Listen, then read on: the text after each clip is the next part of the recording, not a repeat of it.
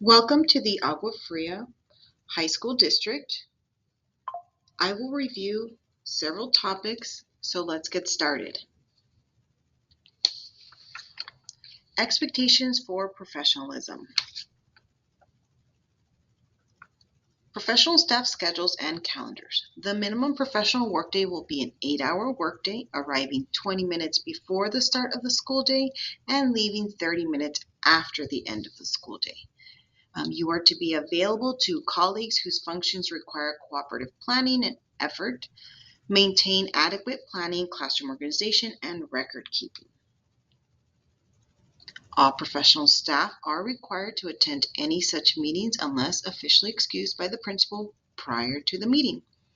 You are expected to actively participate in parent meetings, conferences, staff meetings, professional development, and/or meetings or events that support school and district goals and outcomes. Actively participate in events which might include but are not limited to curriculum events, college and career planning events, student academic events, where the intent is to inform and apply to the majority of student parent population.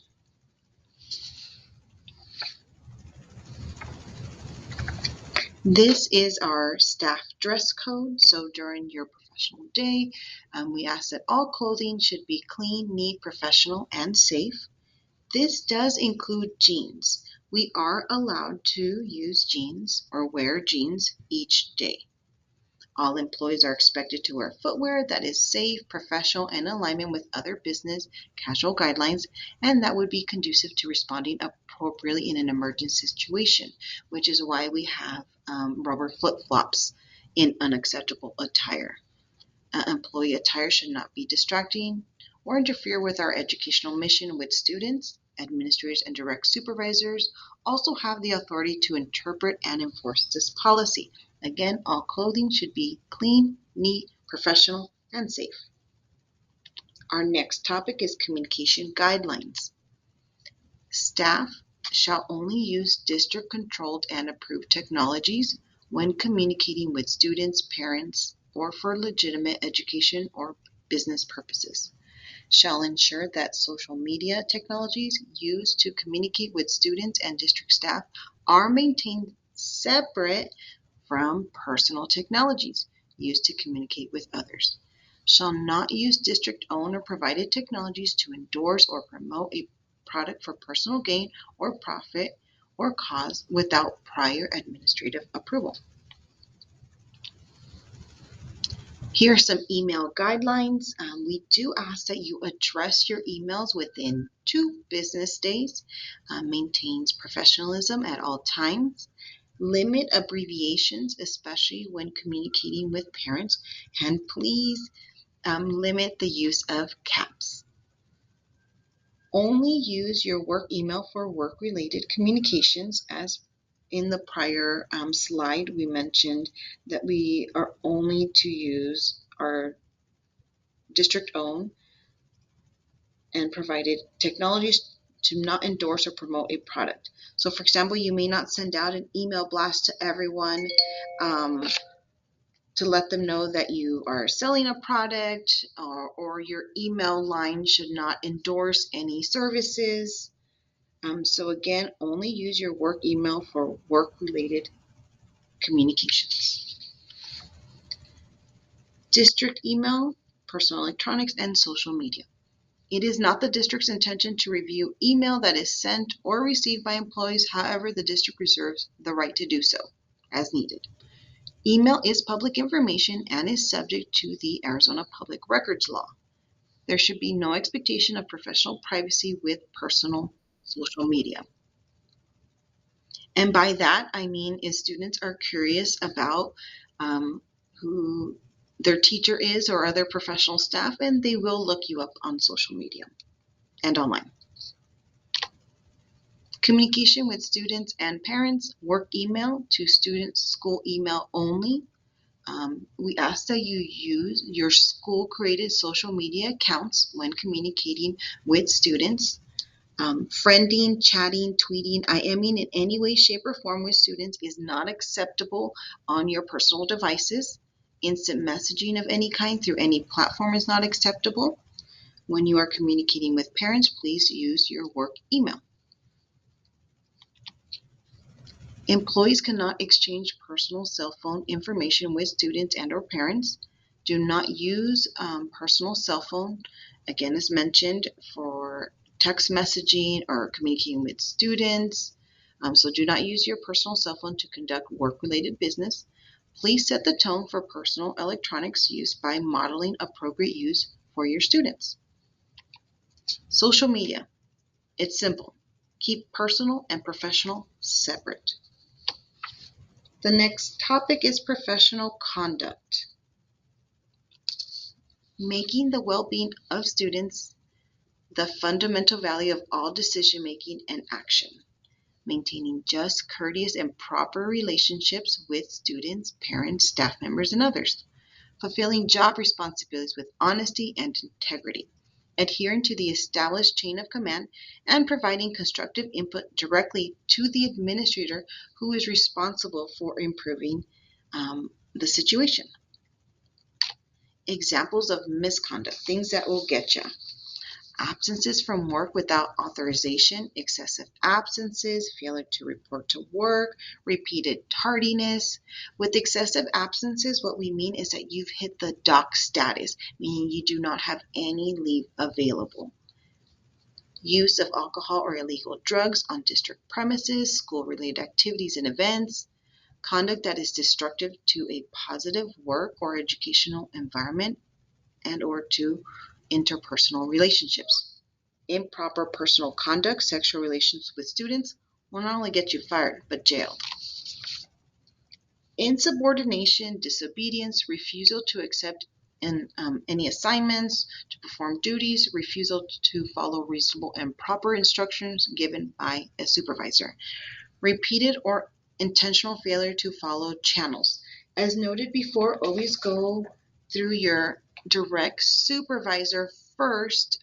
If that is not resolved, then yes, you can go to their supervisor. But we always ask that you start with your immediate supervisor.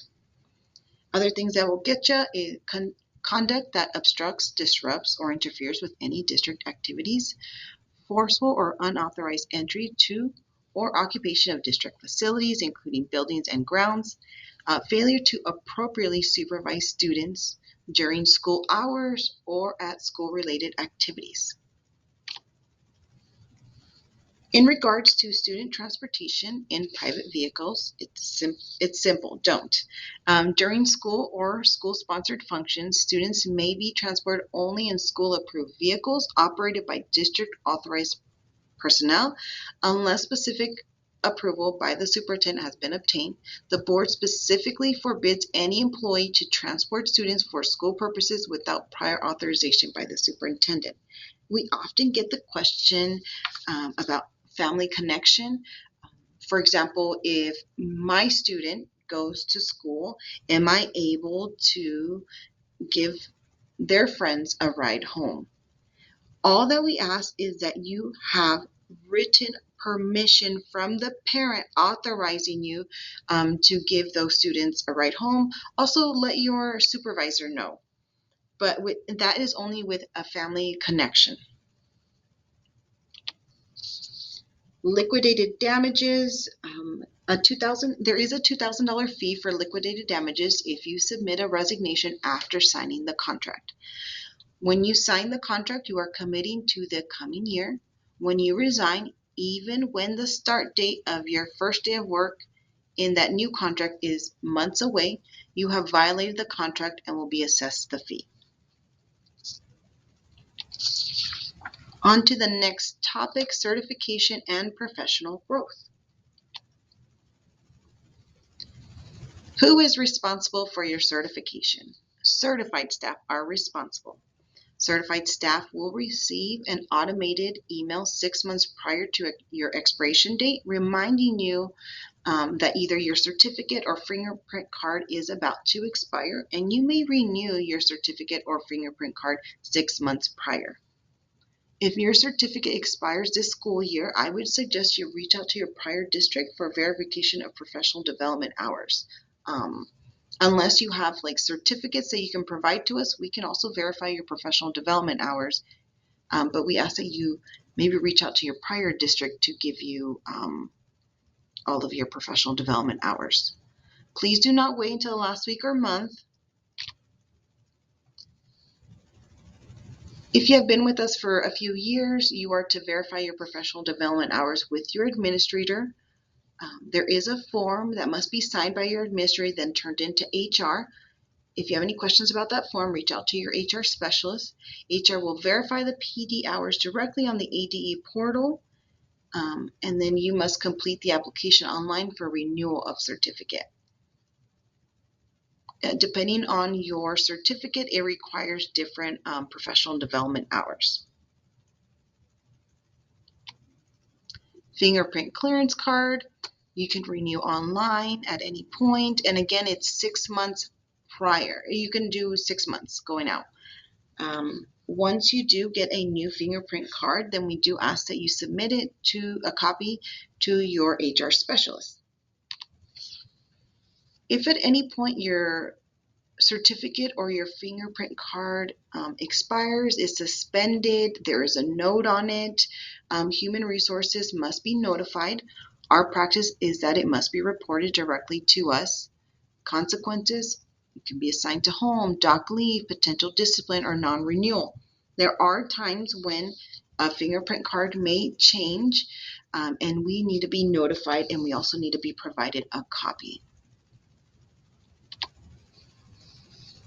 Okay, next topic is professional growth. So our district does offer professional growth in various forms. So I'll go through that. So the first one is 1 credit hour will be given for each pre-approved graduate or undergraduate credit earned. You can receive 1 credit hour for every 15 hours of participation in a pre-approved non-district professional development conference or workshop that's out of pocket. Another way is after completing 15 hours of an approved workshop or seminar, credit will be equal to 1 credit hour. We do offer like a Google One, Google Two, and there are other classes that we give as a district, and that is eligible as well. And we tend to give 2 credits for that. Another way that is outside of like attending workshops or graduate or undergraduate credit is if you develop a presentation for like an early release, summer PD. So if you do 2 of those types of PD, you will receive 1 credit hour. There is a credit maximum, so there is a maximum of 30 credits paid per school year and 72 maximum number of credit above the highest degree. There is a form to fill out, so please reach out to your HR specialist for more information. If we receive that request by February 1st, it'll be paid in the same year. If it's after February 1st, then it will be added to your contract the following school year. So certificate staff requesting compensation for professional growth credits must submit the required documentation to Human Resources by February 1st or August 1st. And again, this information will also be in our first HR newsletter, so be on the lookout. And if you have any questions prior to that, reach out to your HR specialist. We are almost done here. Identification. Do you have to carry your school ID at all times? Yes. If you break or damage your ID, please contact your HR specialist. They will give you a new one. If you lose your ID, please let your office manager know immediately so that they can deactivate. And again, reach out to your HR specialist and we will replace it. HR orientation and benefits enrollment. You have all received a packet for benefits enrollment. So please call that number. Keep in mind that you only have 31 days from your date of hire to enroll. Also, you have received other orientation videos through our Safe Schools platform. Please make sure that you complete it within 30 days. Our employee handbook will be available in August through Agua Fria Go. And if you have any questions about any item that you may have seen in this presentation or throughout your onboarding, please always reach out to your HR specialist. Or if you're not sure if it goes to your HR specialist, you could always email us at hr@aguafria.org. We are here to help. And again, thank you so much for joining our district. I look forward to meeting you.